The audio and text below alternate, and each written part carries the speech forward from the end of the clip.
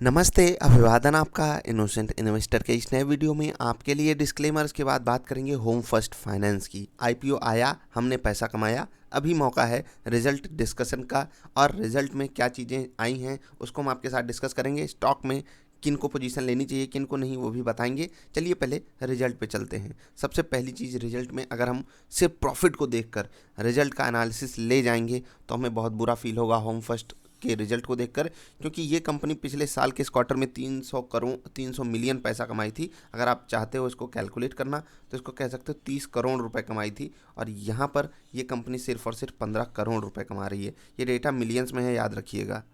और अगर इस सिचुएशन में हम इस स्टॉक की परफॉर्मेंस को कंपेयर करेंगे तो हमको बहुत बुरा फील होगा। क्यों? क्योंकि अगर हम नॉर्मली प्रॉफिट्स पे फोकस करते हैं तो सच में ये रिजल्ट अच्छा नहीं है। क्यों नहीं अच्छा है? क्योंकि अगर आप अर्निंग पर शेयर देखोगे 2 रुपये पे खिसक गई, जो कि 4 रुपये पे थी। 9 करोड़ शेयर्स हैं कंपनी के लिस्टेड स्टॉक मार्केट में, ठीक है। 9 करोड़ पे अगर आप 15-16 करोड़ कमा रहे हो, 9 करोड़ शेयर्स हैं, 15-16 करोड़ रुपए कमा रहे हो, तो आप एक शेयर के बदले में 2 रुपये कमा रहे हो। वही चीज़ हमारे सामने आई है, लेकिन सच कुछ और है। उसको हम जानने की कोशिश करेंगे ओवरऑल सिनारियो में रिजल्ट को डिस्कस करके, और कंपनी क्यों आपको लेनी चाहिए ये भी मैं बताऊंगा। सबसे पहले रिजल्ट ओवरऑल सिचुएशन में हम देखने की कोशिश करते हैं। चलिए, सबसे पहली चीज़ हम देखते हैं इंटरेस्ट इनकम। आपको पता है फाइनेंस की कंपनी है तो इंटरेस्ट से ही इनकी सबसे बड़ी इनकम होती है। वो हमें पता है 106 करोड़ इन्होंने कमाया। पिछले साल के इस क्वार्टर में 96 करोड़ रुपए कमाए थे, ठीक। अच्छी बात है। वहाँ से अगर आप देखोगे तो लगातार ग्रोथ ही हो रही है। अगर जस्ट पिछले क्वार्टर से कंपेयर करोगे तो वहाँ पर 102 करोड़ कमाए थे। एक छोटी कंपनी के लिए परसेंटेज टर्म्स में वैल्यू बड़ी होती है। 4%, 5% की भी ग्रोथ एक ग्रोथ मानी जाती है ओवरऑल इंटरेस्ट इनकम में। खैर, ये ग्रोथ और बेटर वे में हो सकती थी लेकिन नहीं हुई। चलिए, कोई बात नहीं। यहाँ पर हम कंपनी को एक थम्सअप देते हैं, लेकिन वो बड़ा वाला थम्सअप नहीं देंगे। दूसरी चीज़ क्या है? दूसरी चीज़ है फीस एंड कमीशन। आपको पता है कोविड के बाद लोग लोन लेने से दिक्कतें, मतलब कतरा रहे हैं कि कमाई नहीं हो पा रही, ये नहीं हो पा रही है, तो ऑफर्स वगैरह दिए जा रहे हैं। इसलिए fees and commission income as usual कम ही रहेगी पिछले साल के इस क्वार्टर से, जहाँ पर कंपनी 12 लाख रुपए कमाई थी। यहाँ पर इतनी छोटी भी कंपनी नहीं यार, 12 लाख नहीं, 1 करोड़ रुपए कमाई थी। यहाँ पर 80 लाख कमाई और यहाँ पर भी 80 लाख कमाई। ये चीज़ें थोड़ी सी, मतलब 30-40 लाख का यहाँ पर डेंट पड़ा, लेकिन आपको ऑफर्स देने पड़ेंगे कस्टमर को, नहीं तो वो आपके पास नहीं आएगा। तो आपने ऑफर दिया, पैसा यहाँ पर आपकी इनकम कम हो गई 30-40 लाख रुपए। वापस आते हैं, अगर हम ओवरऑल सिनारियो में इनकम की बात करें तो यहाँ पर 108 करोड़ कंपनी कमाई, सॉरी 110 करोड़ कह लेते हैं। टोटल इनकम पे वापस आ जाते हैं। यहाँ पर 109 करोड़, यहाँ से इम्प्रूवमेंट है। यहाँ पर 120 करोड़, ठीक। यहाँ से एक हमको ड्रॉप देखने को मिल रहा है। क्यों ये ड्रॉप देखने को मिला? इसी पे सबसे मेन फोकस का मुद्दा रहेगा हमारा। अभी एक चीज़ हम खर्चे को भी देख लेते हैं। क्या खर्चा हमने कंट्रोल किया है? जी हाँ। पिछले साल, जस्ट पिछले क्वार्टर से अगर आप देखोगे कंपेरिजन खर्चे का, तो हमने वहाँ पर एक, मतलब होता है ना, बचाया है पैसा 3 करोड़ रुपए। इतनी छोटी कंपनियों का नॉर्मली रिजल्ट डिस्कशन में नहीं आता, इसलिए ये जो छोटी वैल्यूज हैं यार, अब तो अमीर वाली बातें हो गई हैं, बड़ी बड़ी बातें हम लोग करते हैं हज़ारों करोड़ की, ठीक है। खैर, मजाक की बात एक तरफ, वापस आते हैं।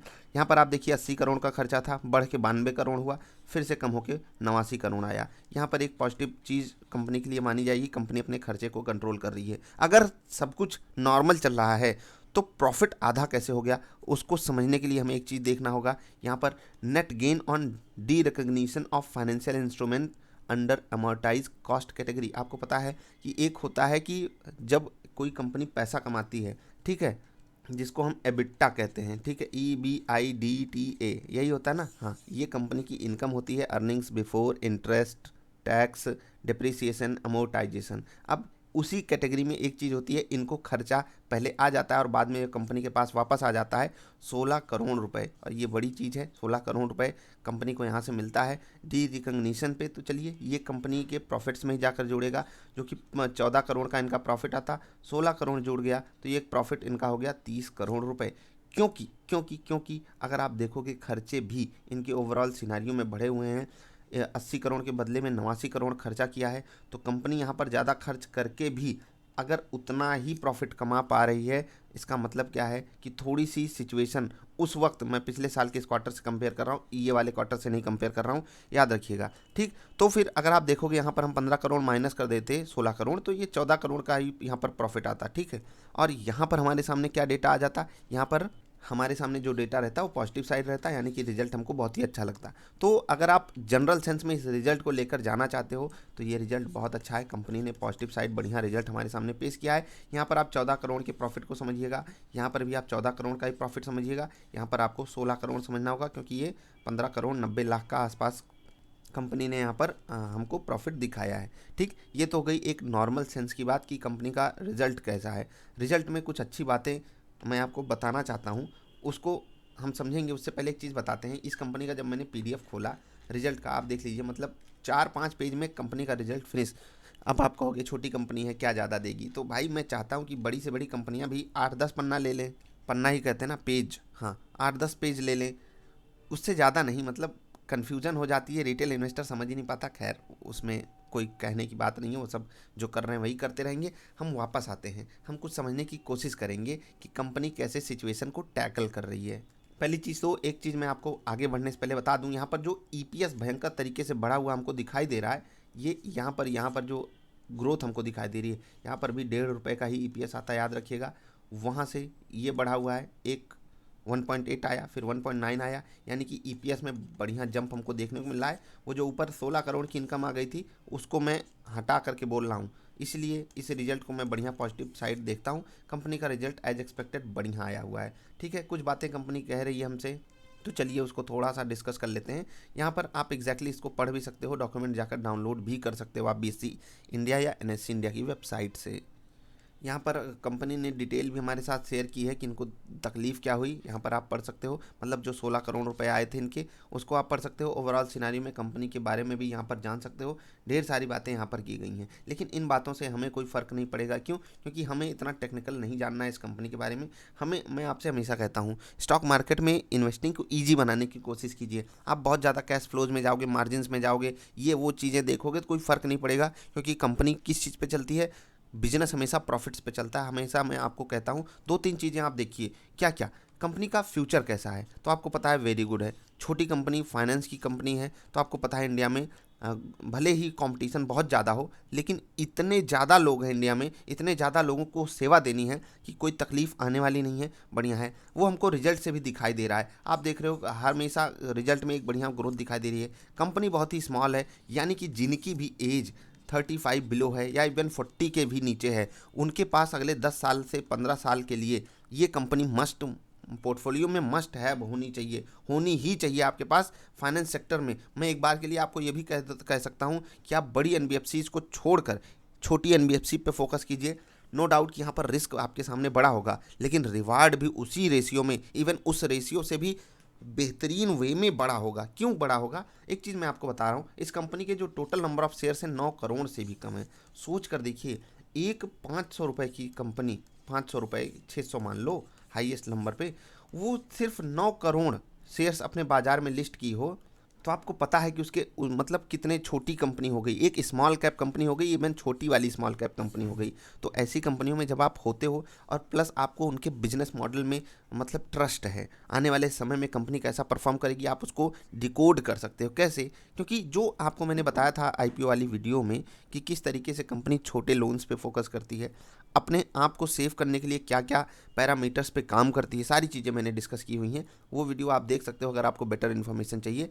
बाकी होम फर्स्ट फाइनेंस, ये 15 मिनट का चार्ट आपके सामने है, आप देख सकते हो। लिस्टिंग हुई, स्टॉक गिरा और फिर नीचे जो इसका इशू प्राइस था 518 रुपये, जी हाँ 518 से ही एक बढ़िया रिवर्सल पाया स्टॉक ने, और फिर एक रेंज में फंस गया है, अभी 550 पे ट्रेड कर रहा है। ये रिजल्ट क्या पॉजिटिव साइड है? जी हाँ, अगर मार्केट पॉजिटिव होती है कंपनी भी पॉजिटिव साइड जाएगी। जो यहाँ पर ये ट्रेडिंग हो रही है इस स्टॉक में, ये बिल्कुल एक फेयर प्राइस पे ट्रेडिंग हो रही है। और मैं अगर आप कहोगे कि इस वक्त के हिसाब से कोई छोटी एनबीएफसी को अपने पोर्टफोलियो में डालना ही डालना है आपको, मैं होम फर्स्ट को चुनूंगा, याद रखिएगा। मैं किसी और को नहीं चुनूंगा, वहाँ पर मुझे कुछ तकलीफें ज़्यादा दिखाई देती हैं या फिर उनका प्राइस फेयर वैल्यू पे नहीं है। इसका प्राइस फेयर वैल्यू पे है, इवन 518 के आसपास भी हमको मौके मिले थे, याद रखिएगा। 550 पे 518 से 550 क्या होता है एक नया अंक हमने खोजा है।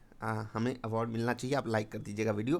खैर, आपको मैं बता रहा हूँ 550 पे थोड़ा सा मतलब होता है ना कि जो फेयर प्राइस है थोड़ी सी ऊपर है। बाकी अगर आपको बाइंग इनिशिएट ही करनी है तो आप बिल्कुल इस लेवल पे कर सकते हो। मैं आपको कह रहा हूँ कि if your age is below 40 you should मतलब ये कंपलसरी, मैं तो मेरा बस चले तो मैं कंपलसरी कर दूं। बाकी स्टॉक मार्केट में कोई भी चीज़ ऐसी नहीं होती ना कि आपको एकदम ट्रस्ट ही है, भरोसा ये नहीं, ये तो करेगा ही करेगा। मैं कह रहा हूँ आपको छोटी फाइनेंस कंपनियाँ, छोटे बैंक्स अगले 10 सालों के लिए लेने चाहिए, लेने ही चाहिए जब भी वो आपको सस्ते मिले। इसीलिए कह रहा हूँ यहाँ पर आप एक छोटी क्वांटिटी डाल सकते हो, इंतजार कीजिए 1-2 रिजल्ट का। और बाकी अगर रिजल्ट का इंतजार नहीं करना तो कम से कम प्राइस करेक्शन का इंतजार कीजिए।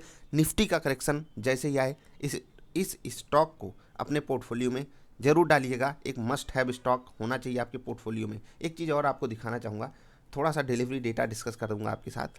आप देखोगे, मतलब टेक्निकल लेवल्स की मैं बात कर रहा हूँ। पहले दिन जब स्टॉक लिस्ट होता है 96 लाख, जी हाँ आप देख सकते हो 96 लाख शेयर्स की डिलीवरी उठाई जाती है, जो कि क्लोज टू 40% है। अगले दिन शेयर्स की डिलीवरी जब प्राइस कम था सिर्फ 25 लाख शेयरों की डिलीवरी उठती है, परसेंटेज कम था। उसके बाद परसेंटेज बढ़ा है 37, 55, 42, 52, 51। ठीक है, तो इन दिनों आप देख रहे हो दबा कर माल उठाया जा रहा है इस कंपनी का। अच्छे रिजल्ट की सबको उम्मीदें थी और रिजल्ट अच्छा ही है, आप रिजल्ट को बुरा मत मान लीजिएगा। कंपनी के प्रॉफिट में एक ड्रॉप दिखाई दिया है, तो एक बार के लिए वो अगर नेगेटिव होगा भी तो सिर्फ और सिर्फ सेंटिमेंटल बेस पे, बाकी बाजार को फॉलो करेगा। और मैं कह रहा हूँ बाजार से ये स्टॉक 1.5 गुना ज़्यादा बेटर परफॉर्म करने की काबिलियत रखता है। लॉन्ग रन में आपको ये पोर्टफोलियो में डालने लायक स्टॉक लगता है या नहीं, आप भी बताइएगा। आप क्या सोचते हो इस कंपनी के बारे में। हम मिलेंगे फिर से, अगर कोई चीज़ छूट गई हो तो उसके लिए माफ़ी मांग रहे हैं। आप नीचे क्वेरी डालोगे, हम फिर से वीडियो बनाने के लिए तैयार हैं आपके लिए। बेटर मतलब एक माहौल क्रिएट कर पाएँ कि आप अच्छी कंपनियों को सही रेट पे लेना सीख सको, जो कि आपके लिए भी बेटर रहेगा। और इवन इंडिया और फाइनेंशियल लिटरेसी जो बढ़ेगी, उस उन मतलब पूरे माहौल में एक सिनारियो बन जाएगा जहाँ पर सब कुछ पॉजिटिव ही जा रहा है। मैं यही चाहता हूँ आपसे। मिलेंगे फिर से किसी अच्छी वाली वीडियोज़ में, तब तक के लिए हंसते खेलते रहिए यार। वीडियो देखने के लिए आपका बहुत बहुत आभार, धन्यवाद।